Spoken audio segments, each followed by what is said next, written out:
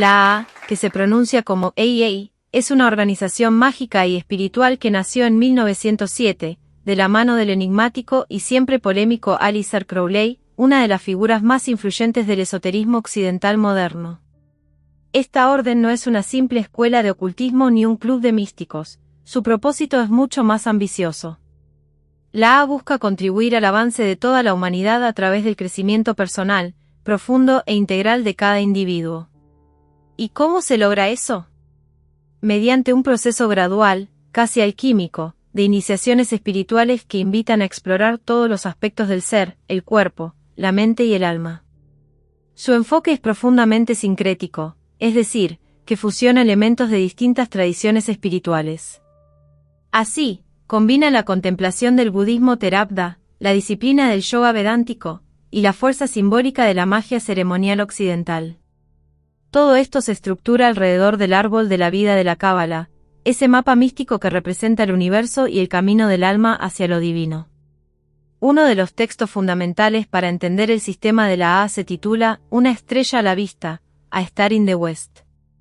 Este documento actúa como una suerte de guía para el aspirante, delineando con claridad las etapas del viaje espiritual, desde los primeros pasos como probacionista hasta el grado más elevado de Ipsis Simus, que simboliza la completa realización del ser. En cada uno de estos grados, el estudiante se enfrenta a pruebas, ejercicios y prácticas que buscan afinar su conciencia y voluntad. Entre estas se destacan la meditación profunda, los rituales mágicos y, especialmente, la invocación del Santo Ángel Guardián, una figura interna que representa la conexión más pura y elevada del ser con su esencia divina. El enfoque de la AA, que ellos mismos definen como iluminismo científico, se caracteriza por un equilibrio entre mística y método.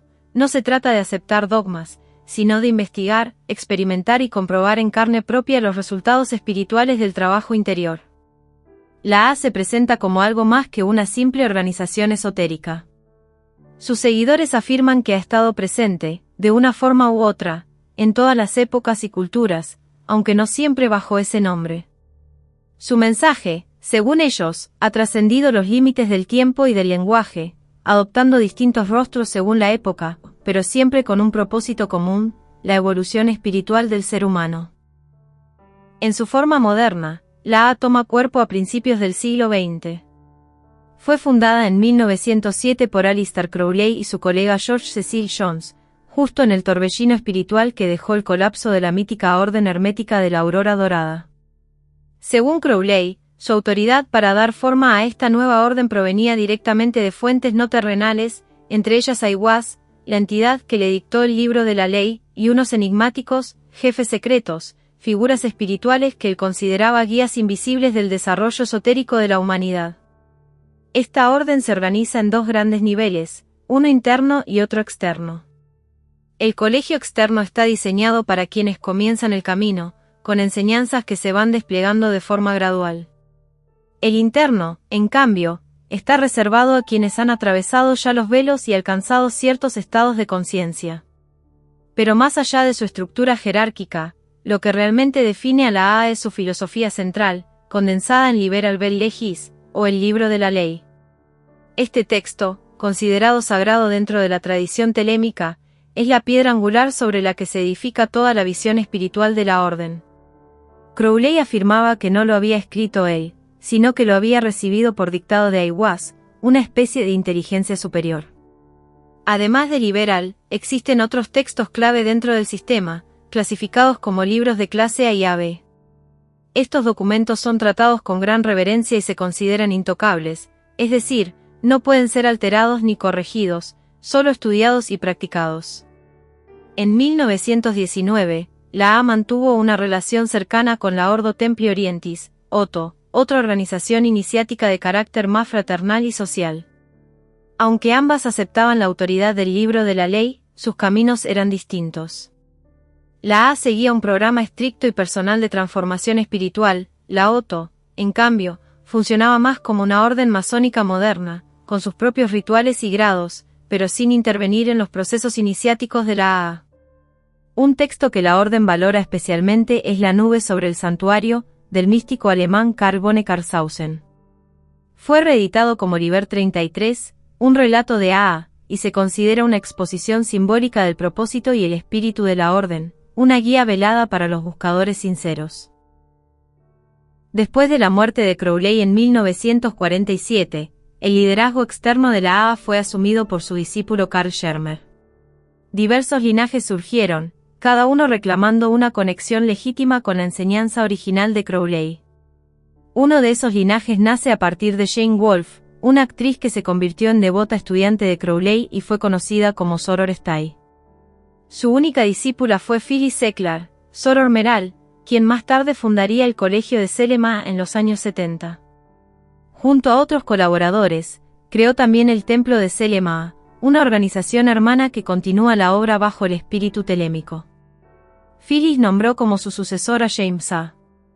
Esselman, y más adelante también reconoció la autoridad de David Shoemaker, encargado actualmente de formar y guiar a nuevos aspirantes.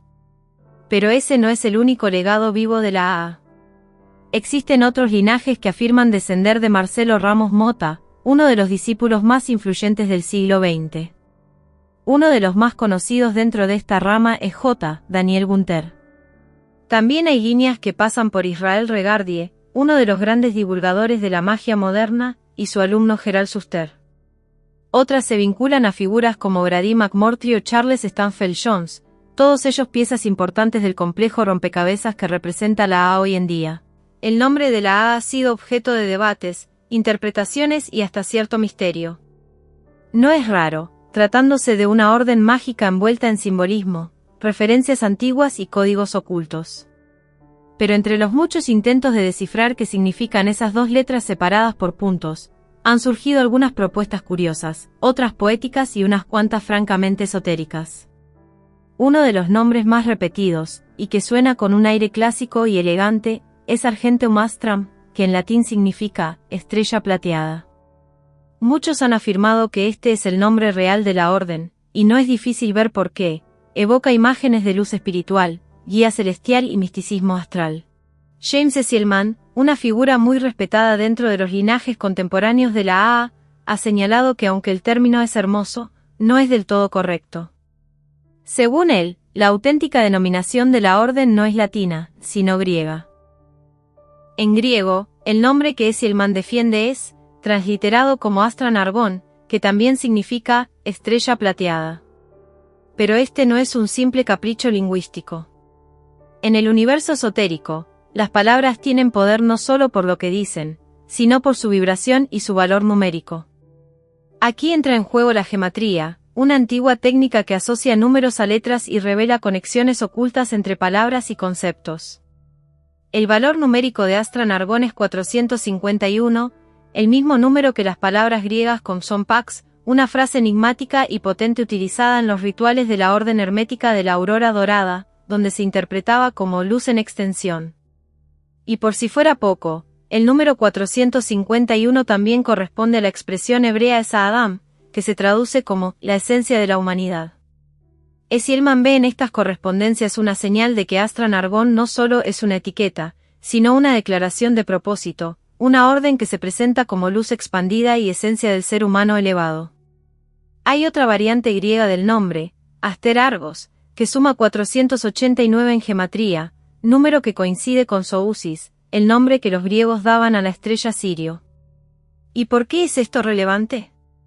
Porque Sirio ha sido considerada desde tiempos antiguos, en Egipto, en Grecia, en la tradición hermética, como una estrella sagrada, asociada al conocimiento superior. Esselman sugiere que esta estrella de plata podría ser, en términos cósmicos, la manifestación física de Sirio misma. Pero el misterio no acaba ahí. También ha habido quienes han querido relacionar las iniciales A con otra expresión latina aún más críptica, Arkeina Marcanorum, que significa el secreto de los secretos. Es una frase que evoca los rincones más sagrados y ocultos del saber místico, como el Sanctam Sanctorum, el lugar más sagrado dentro del templo. Aunque Esselman descarta esta como la interpretación correcta, no deja de reconocer su potencia simbólica. En otras ocasiones, el nombre ha sido entendido de manera más simbólica o incluso cariñosa. Una interpretación poética es ángel y abismo, una frase que resume la gran labor del iniciado, invocar y conocer a su santo ángel guardián, el núcleo divino del ser, y cruzar el temido abismo del árbol de la vida, ese vacío oscuro que separa la personalidad humana de la verdadera voluntad divina. Es, sin duda, una imagen poderosa de la travesía espiritual. Y por supuesto, no podía faltar una propuesta más excéntrica y literaria. El escritor Alex Praed de Camp sugirió que las siglas AA podrían referirse a los adeptos atlantes, una evocación fantástica de sabiduría ancestral perdida en los mitos de la Atlántida.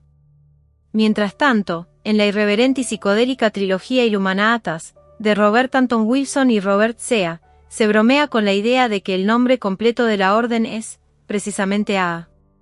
Nada más, nada menos. Según ellos, cualquier intento de explicar qué significan las siglas sería automáticamente incorrecto para quien no pertenezca realmente a la orden, como una especie de prueba trampa para desenmascarar a los impostores. Dentro del mundo de la AA, el camino espiritual se recorre en silencio, con pasos firmes pero discretos, y con una clara estructura que guía al iniciado desde las primeras luces del amanecer hasta los abismos más profundos del alma. Aunque algunos miembros están llamados a hablar y a mostrarse, otros deben esconder su luz, incluso cuando brilla con más fuerza que nunca. Por ejemplo, aquellos que pertenecen a los grados iniciales, la llamada Primera Orden, que incluye el título de Dominus Liminis, hacen un juramento especial, deben declarar abiertamente, donde sea y con quien sea, su afiliación a la AA. Así lo exige el Liber CLXXXV, uno de los textos fundacionales. Esta transparencia, sin embargo, cambia según se asciende. Porque los adeptos, ya más avanzados en su recorrido interno, deben guardar silencio. Su trabajo es profundo, transformador, pero silencioso. Y cuando uno alcanza el grado de mago, entonces la discreción se convierte en proclamación. Es su deber declarar la ley, la misma ley recibida por Crowley a través del Liberal Bell Legis. Finalmente, los Ipsissimi, los más elevados de todos, seres que apenas rozan la forma humana, hacen un juramento todavía más exigente, deben guardar completo silencio sobre su logro, su grado, su identidad espiritual. Son, por decirlo así, los invisibles entre los sabios. La estructura de la orden está cuidadosamente diseñada para mantener la pureza del sendero. Un miembro de AA solo conoce oficialmente a 2 personas dentro de la cadena, su instructor, quien se encuentra por encima, y su estudiante, quien se encuentra por debajo. Esta configuración aparentemente sencilla busca evitar las luchas internas y los juegos de poder que, según se dice, contribuyeron al colapso de la mítica orden hermética de la Aurora Dorada, de la cual la AA se considera heredera y superadora. En AA no hay multitudes, ni asambleas, ni jerarquías visibles. Solo una cadena de transmisión de sabiduría, de alma a alma. Todo en esta organización gira en torno al desarrollo personal, a la iluminación individual. El progreso no se mide en cargos ni títulos, sino en conquistas del espíritu. Uno de los pilares de este sendero es la relación entre maestro y discípulo, una tradición viva que pasa de generación en generación.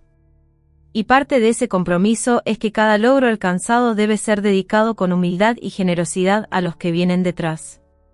No hay gloria individual, sino una continuidad espiritual que se honra en cada paso. Ahora bien, hay 2 experiencias que todos los miembros serios de la AA están destinados a vivir si persisten en el camino. La primera es el contacto profundo, íntimo y transformador con su santo ángel guardián. Esta experiencia, conocida como el conocimiento y conversación, es el corazón del trabajo mágico del grado de Adeptus Minor. No se trata de una simple visión mística, sino de una relación real con la esencia superior del propio ser, el núcleo espiritual que guía y protege. La segunda experiencia es más radical, el paso por el abismo. Quien lo cruza emerge como Magister Templi, el primer grado de la tercera orden, conocido como la Orden de los SS. El abismo no es solo una metáfora, representa una transformación total, la disolución del ego, la entrega completa de la personalidad a lo divino. Es cruzar un umbral donde uno deja de ser un individuo separado para convertirse en un canal puro de la voluntad. Curiosamente, o quizá no tanto, considerando la esencia de la orden, cualquier persona puede prestar el juramento de Magister Templi. No hay ceremonias exclusivas ni títulos concedidos por otros. El paso se da interiormente, con convicción y sinceridad. Pero eso sí, nadie puede cruzar el abismo por simple voluntad. Debe ser el resultado natural del trabajo interior profundo, verdadero, implacable. Y hay una regla que lo atraviesa todo, que es absoluta e innegociable: nadie en la A puede aceptar jamás ningún tipo de pago, favor o compensación por la iniciación, las enseñanzas o cualquier otro servicio espiritual. Cualquiera que lo haga es expulsado de forma definitiva. No hay excepciones. El camino espiritual es sagrado, y no puede ser comprado ni vendido. La estructura iniciática de la A es algo así como un mapa místico del alma, construido sobre un símbolo ancestral, el árbol de la vida de la Cábala. Este árbol, compuesto por 10 esferas o sefirot, representa distintos estados de conciencia y evolución espiritual. Pero en este camino, la ascensión no es lineal ni simple. Los grados que uno recorre dentro de la A están organizados en una escalera invertida, que sube precisamente siguiendo esas esferas en orden descendente, como si uno bajara más y más profundamente hacia la esencia, y al hacerlo, ascendiera hacia lo divino. Dentro de este árbol, la A se estructura en 3 grandes órdenes, cada una con sus propias tareas, grados y desafíos. La más elevada, la SS, es la tercera orden. Está más allá del abismo, ese espacio metafísico que separa lo humano de lo verdaderamente divino. Aquí habitan aquellos que han cruzado la frontera más peligrosa del alma y han regresado con la conciencia transformada. Son los sabios, los que ya no necesitan guía, porque se han convertido en canales vivos de comprensión. Justo debajo de ellos se encuentra la segunda orden, conocida como RR Eta C. Sus miembros ya han traspasado un velo importante, el velo de Paroquet, pero aún no han cruzado el abismo. Es una etapa intermedia, intensa y reveladora, en la que el aspirante va refinando su voluntad, su mente, su espíritu. La base del sistema es la primera orden, también llamada la Orden del Amanecer Dorado, en honor a su antecesora esotérica. Aquí comienza el viaje. Aquí se forman los fundamentos. Los grados de esta orden están ubicados por debajo del velo de Paroquet, en ese territorio donde el iniciado aún se encuentra profundamente inmerso en los desafíos del ego, del cuerpo y del mundo cotidiano. El recorrido es progresivo y exigente, y ha sido descrito con detalle en textos como el Liber 13 Belgradum Monti Sabiegni, donde se presenta todo un programa de estudios, paso a paso, como si fuera una escalada espiritual por una montaña de pinos eternos. Ahora bien, no todo el que entra en contacto con la A es automáticamente un iniciado. Antes de que se le confíe siquiera el primer grado, debe empezar como alumno. Esta etapa es sencilla en apariencia, pero crucial. El aspirante debe sumergirse en el estudio. Su tarea es adquirir una visión intelectual amplia de los sistemas de realización espiritual que propone la orden, tal como están expuestos en sus libros fundamentales. Una vez que ha leído y comprendido, se somete a un examen escrito, y si lo supera, pasa por un breve pero simbólico ritual. En él, se le lee el Liber LXI, también conocido como la lección de historia, y con eso entra el primer peldaño oficial, el de Proveisianar. Como Proveisianar, literalmente, alguien aprueba, comienza el verdadero trabajo. Este grado no exige perfección, pero sí compromiso.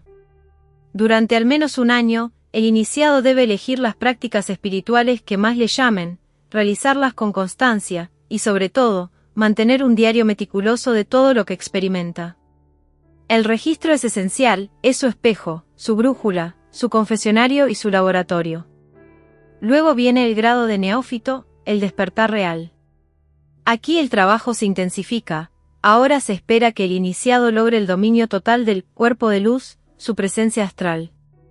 El neófito debe aprender a moverse por planos más sutiles de la realidad, experimentar mundos no físicos y mantener la conciencia mientras lo hace. El siguiente paso es el celator, alguien que ha decidido con firmeza ir más allá. Aquí comienza el entrenamiento físico y energético más profundo, centrado en 2 pilares del yoga, asana, la postura, y pranayama, el control de la respiración. Esta etapa busca que el cuerpo y la mente trabajen como uno solo. Además, el celator inicia su exploración de la antigua y enigmática fórmula de la Rosa Cruz, símbolo del alma redimida por el sacrificio y el conocimiento. Al avanzar, el iniciado se convierte en practicus. En este grado, su formación intelectual debe completarse. El trabajo se vuelve más abstracto y simbólico, con un énfasis especial en la cábala, ese sistema de sabiduría que sirve de esqueleto a toda la estructura de la A. El lenguaje de la cábala se vuelve su segunda lengua, las letras hebreas, sus guías. Después de eso, viene el grado de Philosophus, donde el trabajo moral se pone en primer plano. Ya no basta con el conocimiento o la técnica, ahora se evalúa la devoción del aspirante, su entrega real a la orden y a su propósito. Aquí el corazón debe estar tan preparado como la mente. El siguiente umbral es más que un grado, es un portal. Se le llama Dominus Liminis, el Señor del umbral. Este vínculo entre la primera y segunda orden es un estado liminal, donde el iniciado debe demostrar su dominio de las prácticas mentales más elevadas del yoga, pratyahara, el retiro de los sentidos, y dharana, la concentración perfecta.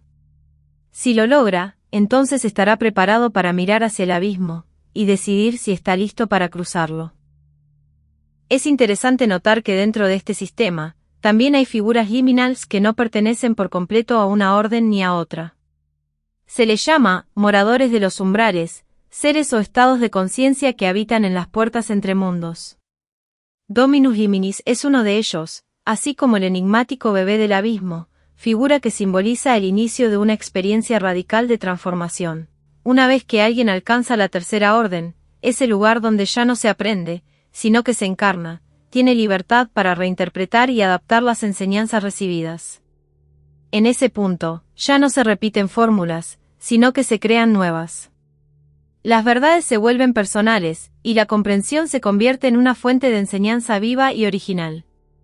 Una vez que el aspirante ha atravesado los arduos peldaños de la primera orden y ha demostrado verdadera devoción y maestría, se abre ante la segunda orden, la RC, o Rosa Cruz. Esta no es simplemente una nueva etapa, sino una transformación radical del enfoque. Aquí, el trabajo ya no es solo consigo mismo, sino con realidades más profundas, sutiles y espirituales. El iniciado ya no es solo un estudiante del misterio, sino un verdadero adepto que comienza a realizar la gran obra. El primer grado dentro de esta orden es el de Adeptus Minor, Sin, también conocido como el Adepto Menor Exterior.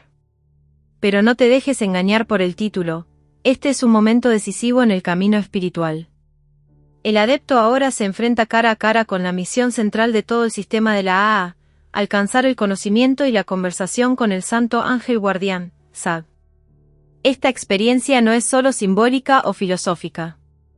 Para los adeptos, y especialmente para Aleister Crowley, uno de los pilares del sistema, este encuentro era absolutamente real, vital y transformador.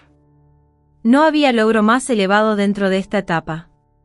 Conectar con el SAG significaba alinearse completamente con la verdadera voluntad, ese núcleo esencial del alma que marca el rumbo correcto de una vida plenamente integrada y mágica.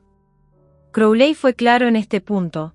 Nunca debe olvidarse que la labor central y esencial del mago es alcanzar el conocimiento y la conversación con el Santo Ángel Guardián. Y una vez logrado, añadía, no hay vuelta atrás. El adepto debe entregarse por completo a la guía de ese ángel, confiando en que lo conducirá a la siguiente y más difícil prueba, cruzar el abismo.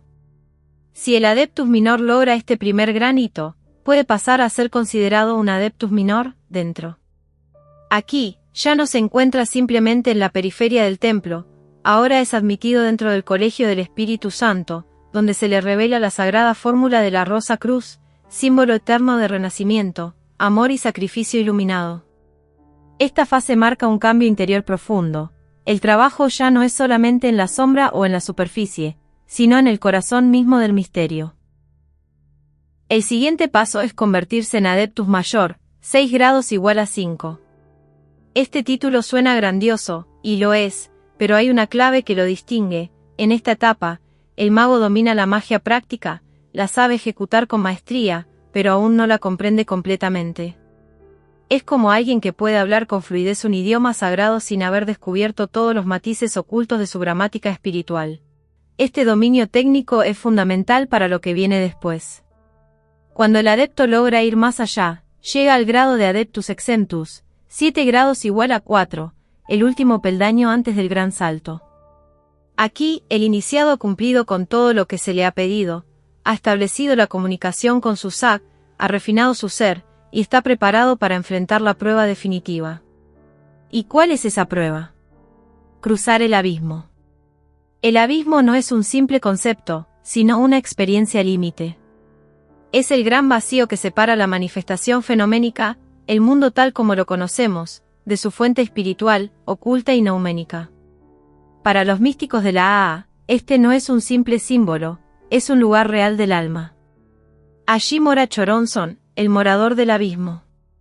Es la última y más feroz de las sombras, la encarnación de la disolución, el caos del ego cuando se ve enfrentado con su propia falsedad. Choronzon es una trampa peligrosa, si el adepto intenta cruzar sin haber vaciado su ser completamente de orgullo, miedo o deseo, será dispersado. Su ego estallará en 1000 fragmentos y se convertirá en lo que se llama un hermano del sendero de la mano izquierda, alguien que se ha perdido en su propia ilusión. Pero si el viajero está verdaderamente preparado, si ha soltado toda identificación, incluso la con su Sak, incluso la con su propia historia mágica, entonces puede lograr lo imposible. Puede cruzar. En ese momento final, se despoja de todo lo que ha sido, de todos sus logros, de toda su identidad, y emerge del otro lado no como un adepto más, sino como un bebé del abismo. Este ser recién nacido ha trascendido la razón.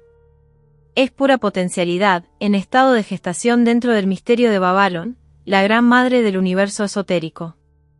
En su vientre, el bebé no hace otra cosa que crecer, preparándose para nacer como un nuevo ser, no un mago, no un iniciado, sino un verdadero maestro del templo. Llegar a la orden de la SS, o estrella plateada, es alcanzar uno de los niveles más sutiles y profundos dentro del sistema iniciático de la AA. Este no es simplemente un grado más, es una auténtica transfiguración espiritual. Aquí, el adepto que ha logrado cruzar el abismo ya no es quien era. Ha renunciado a todo lo que alguna vez creyó ser, ha dejado tras sus títulos, sus logros, su identidad mágica e incluso su relación con su santo ángel guardián. Al otro lado de ese inmenso vacío se encuentra Babalon, el principio femenino divino, símbolo de la entrega total, de la receptividad infinita. Para alcanzar el grado de maestro del templo, o Magister Templi, el adepto debe entregarse por completo a ella. Este acto de entrega se representa simbólicamente con el derramamiento de su sangre en el grial de Babalon. Es un sacrificio místico, verter todo lo que uno es, sin reservas, en el cáliz sagrado. Solo entonces, tras esta oblación final, se es absorbido en su esencia, se es impregnado por ella, como fruto de ese acto místico, se renace, no como el individuo de antes, sino como algo completamente nuevo, un niño del abismo, un alma en gestación que, tras ese último parto espiritual, se convierte finalmente en un maestro del templo. Este nuevo ser ya no vive en el mundo como lo conocemos. Habita simbólicamente en la ciudad de las pirámides, una misteriosa región de la conciencia ubicada en la esfera de Binah, en el árbol de la vida cabalístico. Binah es la madre del entendimiento, el aspecto de la conciencia que todo lo acoge, que todo lo comprende. La ciudad es el hogar de aquellos que han cruzado el gran abismo y han renunciado a su ego por completo. Aquí, los antiguos adeptos yacen como montones de polvo, no como una imagen sombría, sino como una metáfora profunda. Han destruido toda forma individualista de identidad, convirtiéndose en la esencia pura de su ser, libres del yo, que alguna vez los limitó. Pero no es una tumba. Es un santuario. Es el lugar donde los maestros del templo, aquellos que han alcanzado este grado, descansan espiritualmente y continúan su tarea más elevada, comprender perfectamente el universo. Y no es cualquier comprensión, es un conocimiento que ha trascendido la razón dualista, libre de contradicción interna, sin niebla en su visión. Es una claridad absoluta. El Magister Templi se convierte así en el auténtico maestro del misticismo, aquel cuya mente ya no proyecta sombra alguna. Su misión ya no es buscar, sino contemplar. Entender no con esfuerzo, sino con presencia total. La realidad es, y él simplemente la refleja sin distorsión. Aleister Crowley, el gran arquitecto moderno de este sistema, asociaba esta experiencia con la visión llamada Siddharthana, un estado de éxtasis divino en las tradiciones hindúes, así como con los 4 estados sin forma del budismo, etapas elevadas de meditación donde se disuelven incluso las últimas estructuras mentales. Él mismo advertía que estas experiencias, aunque poderosas, no son pruebas suficientes para afirmar que alguien ha alcanzado este grado. No basta con vislumbrar lo alto, hay que habitarlo. Y es que los maestros del templo viven bajo la llamada Noche de Pan, también conocida como Nox, una noche eterna y sagrada. Pan, el dios de la naturaleza salvaje y los impulsos primordiales, es aquí entendido en su forma mística, como el todo. Su noche no es oscuridad en el sentido negativo, sino el gran silencio donde todo se disuelve. Es la extinción del ego en una danza estática, la unificación absoluta con el universo a través del olvido del yo. En esa noche no hay separación, ni miedo, ni deseo. Solo hay totalidad. Al final, el Magister Templi es como un faro silencioso en la vastedad del desierto espiritual, ha renunciado al mundo, ha dejado de ser alguien, y en ese renunciamiento, ha encontrado el todo. Ya no busca la verdad, es la verdad viviente, serena, desapegada y eterna. Tras haber atravesado la ciudad de las pirámides, y haberse asentado en la profunda comprensión mística de la existencia como maestro del templo, el alma del adepto puede emprender un nuevo ascenso aún más majestuoso y aterrador, el sendero hacia el grado de mago. Ser mago, en el sentido técnico, profundo y sagrado que le otorga la AA, no es simplemente dominar hechizos o comprender fórmulas ocultas. No. El mago es aquel que, habiendo disuelto por completo su ego en el crisol del abismo, resurge con una claridad absoluta de propósito. Ha encontrado la sabiduría, la verdadera, aquella que se simboliza en la cefira de Choma, en lo alto del árbol de la vida. Y no solo la encuentra, la encarna. El mago vive su sabiduría con tal pureza que su voluntad verdadera se vuelve incontestable. Su camino está completamente libre de distracciones internas o resistencias externas. No duda. No titubea.